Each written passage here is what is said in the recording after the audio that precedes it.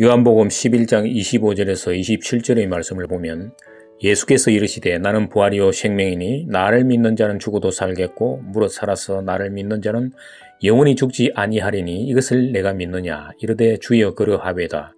주는 그리스도시요 세상에 오시는 하나님의 아들이신 줄을 내가 믿나이다. 베단이라는 가난한 동네에서 나사로라는 사람이 죽었습니다. 그때 나사로의 누이였던 마르다가 예수님께 나온 것입니다. 마르다에게 예수께서 이르시되 내 오라비가 다시 살아나리라 라고 말씀하셨는데 예수님의 말씀에 대해서 마르다는 마지막 날 부활 때는 다시 살아날 줄을 내가 아나이다 라고 응답했습니다. 그런데 예수님은 24절에서 내가 바로 부활이고 생명인데 나를 믿는 자는 죽어도 살겠고 라고 말씀하셨습니다. 사람들은 이 말을 죽은 후에 언젠가 다시 살아나겠지 라고 생각합니다. 예수님이 말씀하신 죽음은 과거의 행위입니다. 나를 믿는 자는 죽었었지만 살겠다는 말입니다.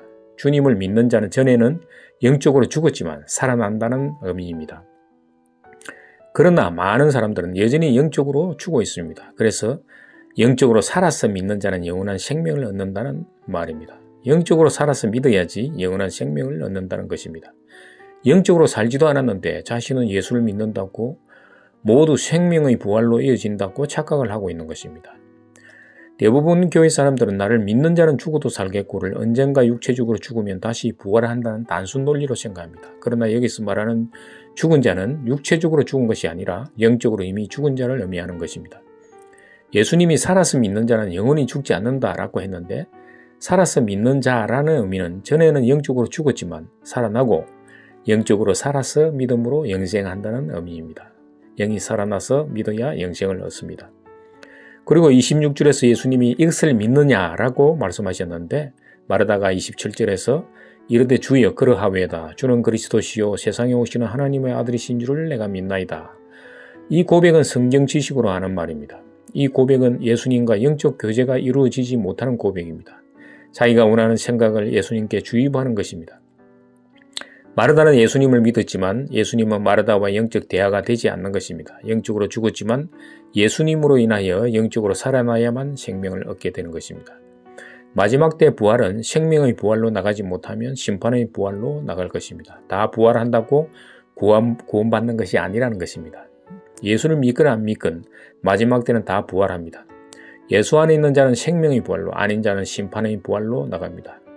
오늘날 많은 교회 안에 마르다와 같이 부활에 대한 잘못된 생각을 가지고 있는 자가 많을 것입니다. 마르다가 이르되 마지막 날 부활 때에는 다시 살아날 줄을 내가 아나이다 라고 한 것을 두고 예수 믿기만 하면 생명의 부활로 나갈 것이라고 생각을 대부분 하고 있습니다. 그러나 영적으로 살아나지 못하면 생명의 부활로 나가지 못합니다.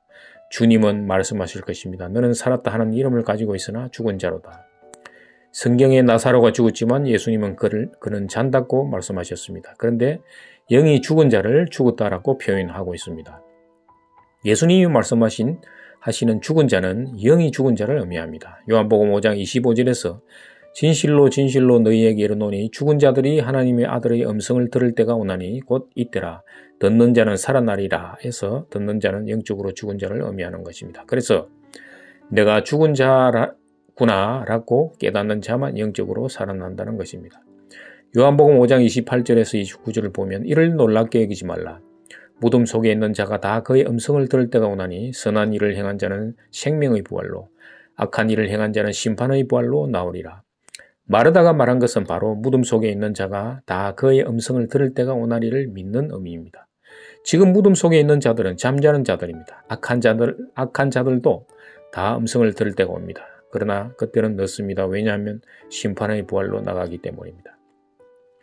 구원의 시작은 자신이 뱀에 물린 자이며 어둠 속에 있는 자라는 것을 깨닫는 데서부터 시작합니다. 그래야 악에서 어둠에서 벗어나게 됩니다. 전에는 영적으로 죽었지만 살아나야 구원을 얻을 수 있다는 의미입니다. 단순히 부활을 믿는다고 구원받는 것이 아니라는 것입니다.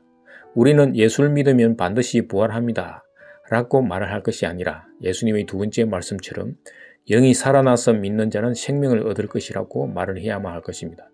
예수님이 이것을 믿느냐라고 마르다에게 물으셨을 때 마르다는 두 번째 예수님의 말씀에 대해서 이르되 주여 그러하외다. 주는 그리스도시요 세상에 오시는 하나님의 아들이신 줄을 내가 믿나이다.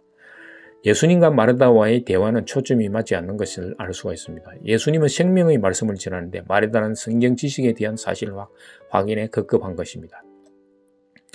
영적으로 살아서 믿지 않으면 생명이 없습니다. 영이 죽은 자는 구원을 받지 못합니다. 영이 곧 생명이라는 말입니다. 요한복음 6장 63절에서 살리는 것은 영이니 육은 무익하니라. 내가 너희에게 이른 말은 영이요 생명이라.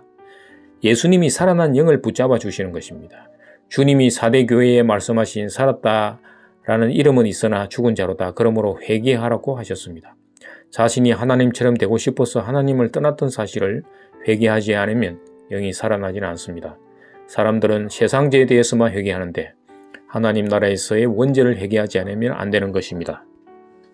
하나님 나라에서 원죄는 하나님처럼 되고 싶은 탐욕에 있습니다. 이 탐욕은 바로 옛사람이며 육적 자아가 되는 것입니다. 회개는 죄의 뿌리인 육적 자아, 즉 옛사람이 죽어야만 하는 것입니다.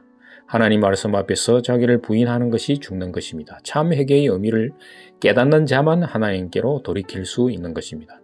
내가 믿기로 한 믿음은 구원받지 못합니다. 회개하여 하나님으로부터 주시는 믿음의 선물을 받지 못하면 구원받지 못합니다. 영적으로 살아나야만 하나님의 선물을 받을 수 있는 것입니다. 영이 살아나기 위해서는 십자가에서 죽으신 예수 그리스도와 연합되어 함께 죽어야만 된다는 사실입니다.